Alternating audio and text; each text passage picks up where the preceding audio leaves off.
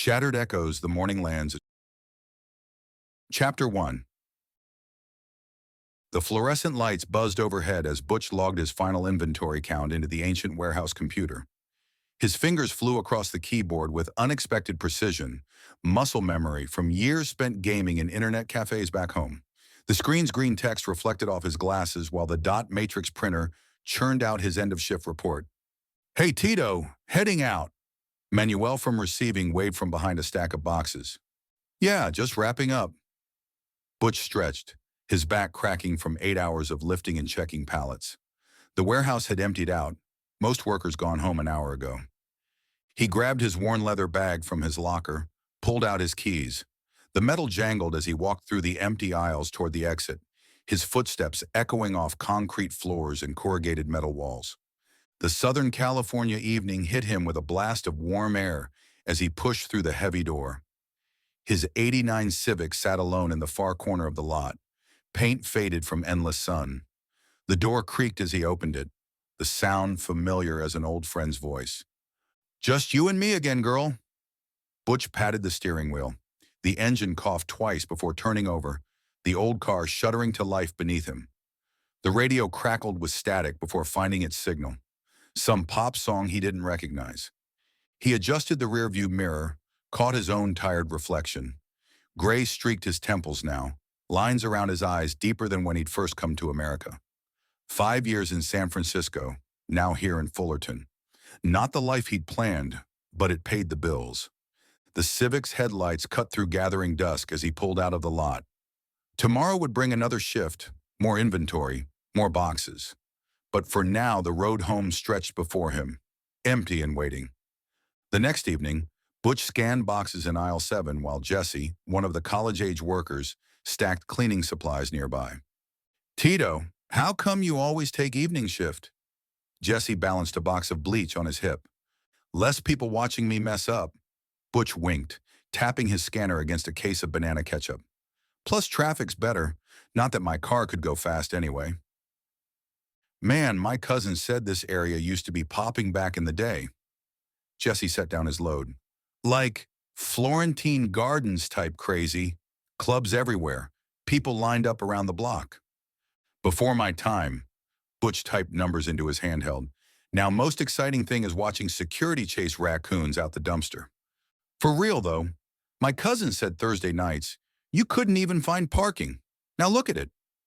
Jesse gestured toward the window, where empty storefronts lined the street.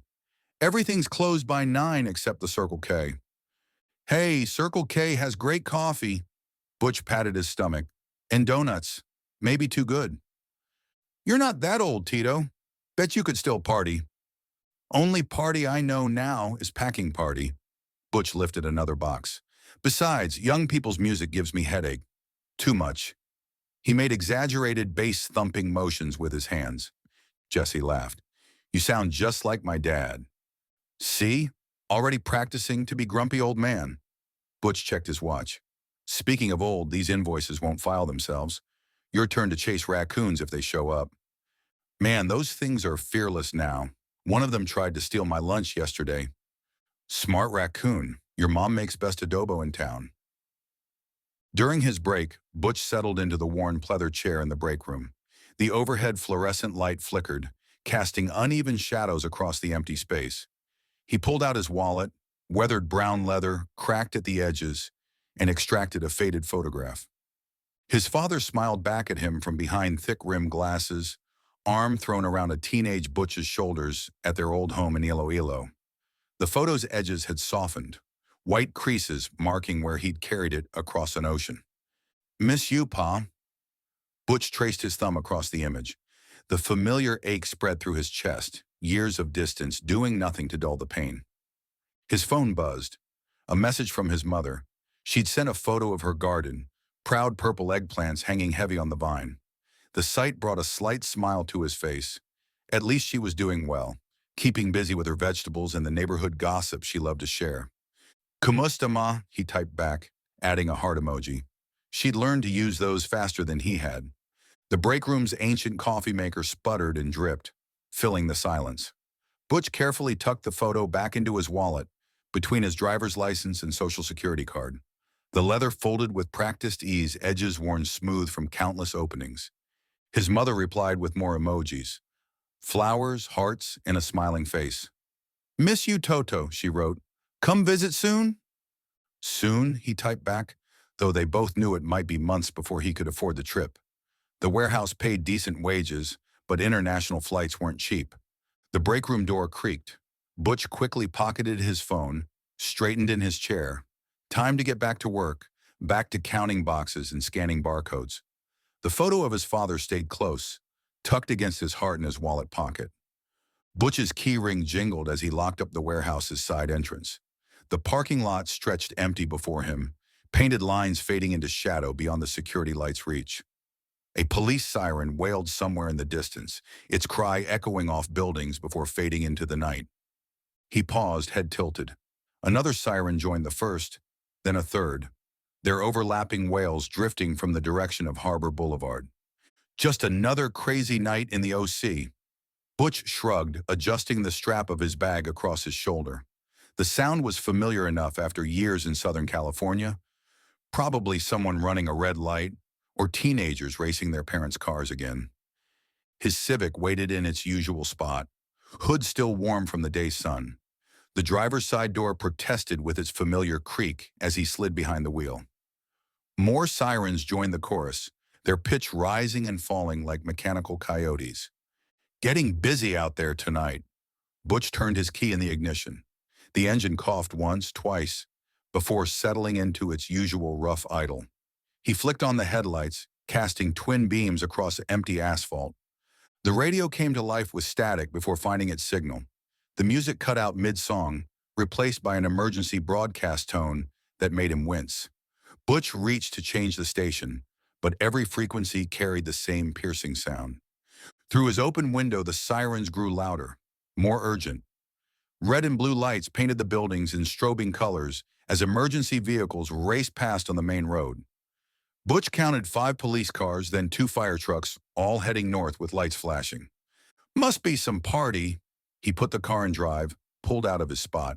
The emergency broadcast tone finally ended, replaced by regular programming. Whatever was happening, it wasn't his problem. He had leftover pancit for dinner and a new episode of his favorite show waiting at home. The radio crackled again, the late-night DJ's voice cutting in and out through bursts of static. Fragments of words overlapped, multiple stations bleeding together through the aging speakers.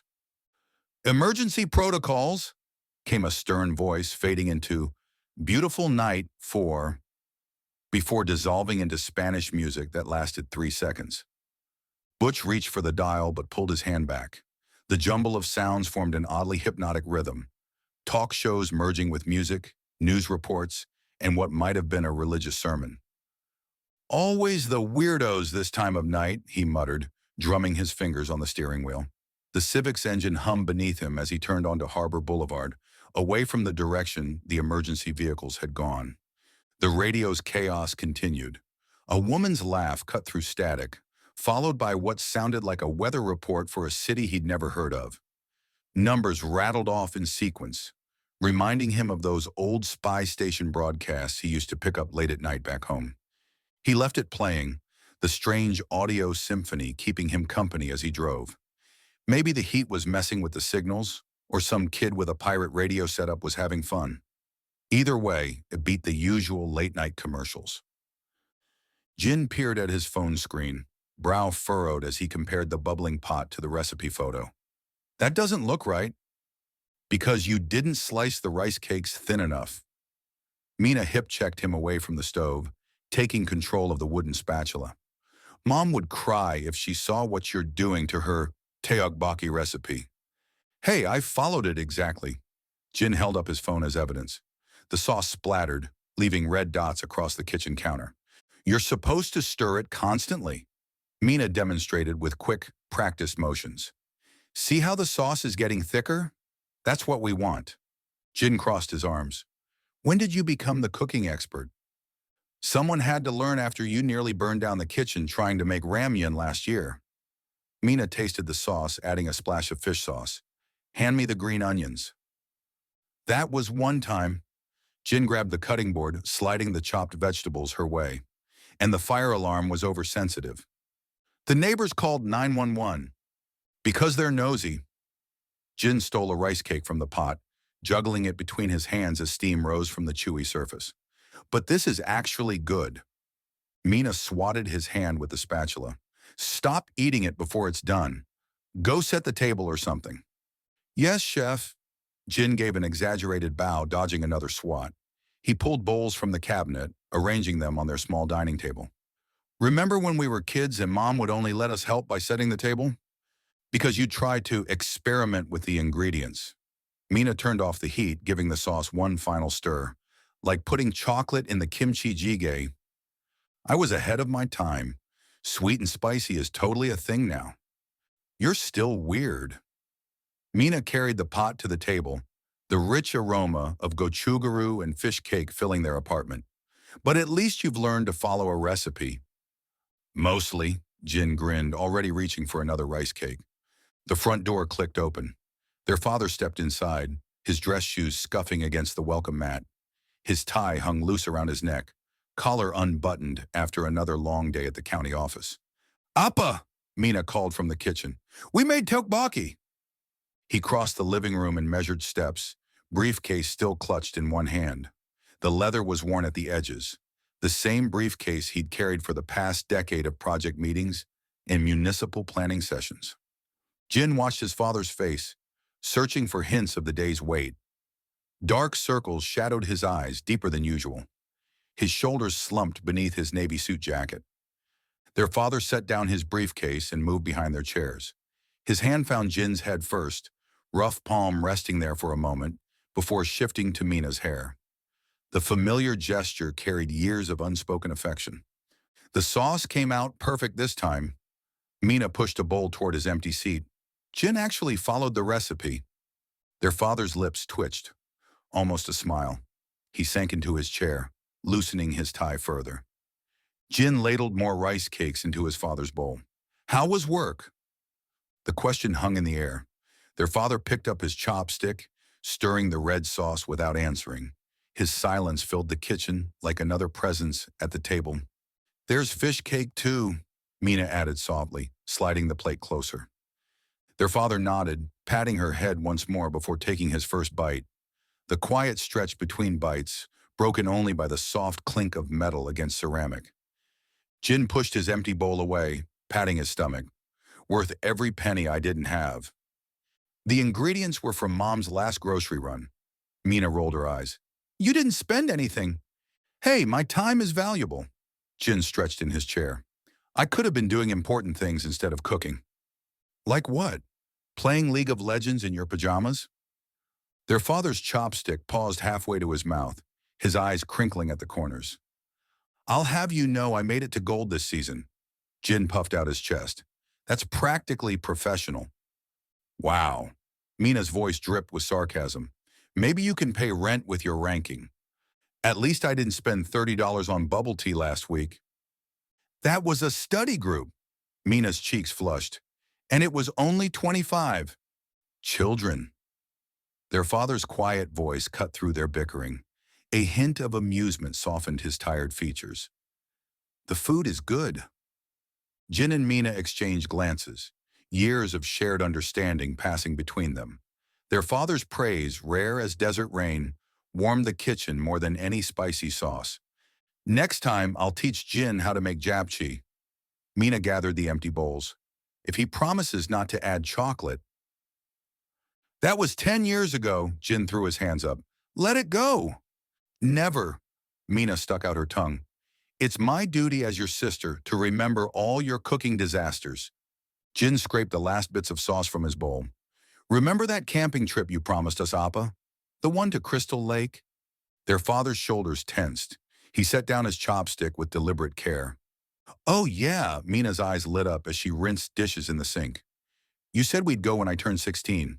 That was like, what, 3 years ago?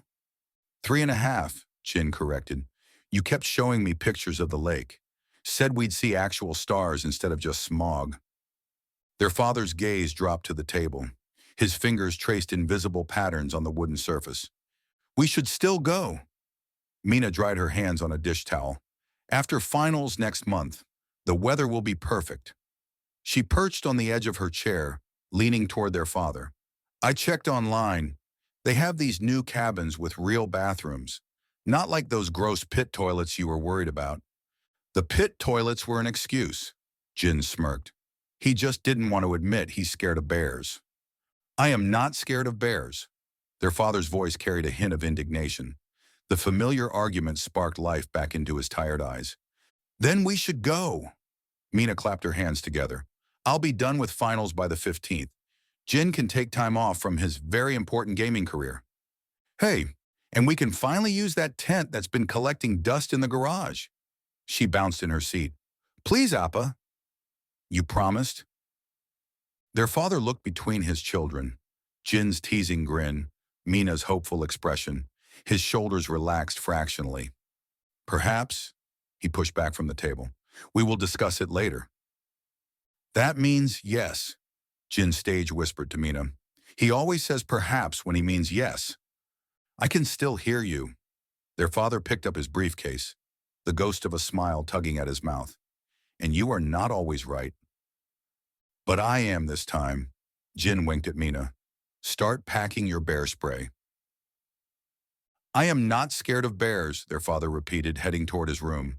But his voice carried the warmth of old memories and shared jokes, softening the edges of his earlier silence. Butch eased his '89 Civic between a rusty pickup and a minivan, 2 blocks from his apartment. The dashboard clock blinked 11:47 p.m., late enough that the good spots near his building had filled up with other night shift workers and their vehicles. He grabbed his lunch bag from the passenger seat and killed the engine. The radio cut off mid-sentence, leaving him in the quiet of the suburban night. Crickets chirped from behind chain-link fences. A dog barked 3 houses down. Every damn night. He stepped onto the cracked sidewalk, keys jingling. 2 streetlights away, like clockwork. The walk home wasn't bad, just annoying after 8 hours of warehouse work. His boots scraped against concrete as he passed under the first sodium light. The orange glow cast strange shadows across browning lawns and empty driveways. The stench hit him mid-step, sharp, metallic, sour. Butch froze. In an instant, he was face down in the jungle, cheek pressed to damp earth, heart thudding against the ground. The air, thick with heat and the copper sting of blood, not his. Something unseen sliced the space above. He didn't breathe. A shiver crawled down his spine. He jerked his head once, twice, like shaking off a dream, and blinked himself back to now. He drew in a slow breath, steady inhales, measured. He'd buried those memories deep, locked them where they couldn't reach him. It had been years since they'd clawed their way out. Why now? Why tonight? He glanced around. The street looked normal enough, just houses and parked cars stretching into darkness.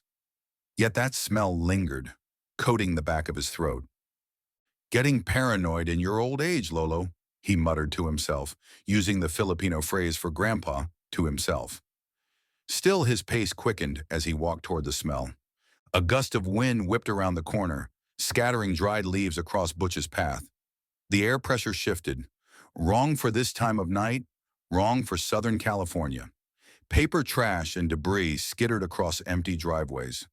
Above him, a flock of crows burst from a telephone wire, their wings beating against the dark sky. More birds joined them, abandoning trees and rooftops in a chaos of feathers and harsh cries. Pain stabbed behind Butch's eyes. He stumbled, catching himself against a parked car. The pressure built inside his skull like someone had stuffed it with cotton and kept pushing more in. His vision blurred. Sus Mario Sep! The Visayan curse slipped out as he pressed his palm against his temple. The headache pulsed in time with his heartbeat, each throb worse than the last. He fumbled for his phone, squinting at the bright screen. The display flickered, numbers and letters scrambling before settling back into place. 11:52 p.m. The wind died as suddenly as it had started. The birds vanished into the night sky, but the pressure in Butch's head remained, a weight that made his teeth ache and his sinuses burn. He'd had migraines before, long nights and high stress from his old job, a thought he quickly pushed away. But this felt different, foreign, like his brain was trying to sonically vibrate inside his skull. Earthquake weather, Butch muttered, though the words felt hollow in his mouth. The night air hung thick and static, like the moments before a storm, except storms rarely visited Southern California this time of year. His feet carried him forward despite the warning signals firing in his brain. Each step brought that metallic scent closer, sharper. The smell mixed with childhood memories of hiding under blankets, convinced monsters lurked in dark corners of his family's old house in Iloilo. His father had always laughed it off. Wala mandira, anak? Nothing there, son. But sometimes in the deep night when the house creaked and the wind whispered through banana leaves, Butch had sensed something watching, waiting. That same feeling crawled up his spine now. His skin prickled beneath his work shirt, damp with cooling sweat. The pressure in his head throbbed in time with his steps. A cat yowled somewhere in the darkness, the sound distorted and wrong, like audio played through broken speakers. Butch's hand tightened around his keys until the metal bit into his palm. Just tired, he whispered in Visayan. Like Papa used to say, your imagination makes the monsters. But his father wasn't here to chase away the monsters anymore, and that metallic scent grew stronger with each reluctant step, pulling him forward like a fish caught on an invisible line. Shattered Echoes, The Morning Lands, a sci-fi fantasy novel written by M.R. deSamson. Copyright 2025 by M.R. deSamson. All rights reserved. No part of this reading may be reproduced or reused without permission from the author. This is a work of fiction. Any resemblance to actual events or persons is purely coincidental. If you'd like to read more, the full novel is available now on Kindle Unlimited and Amazon. You'll find the link in the description below.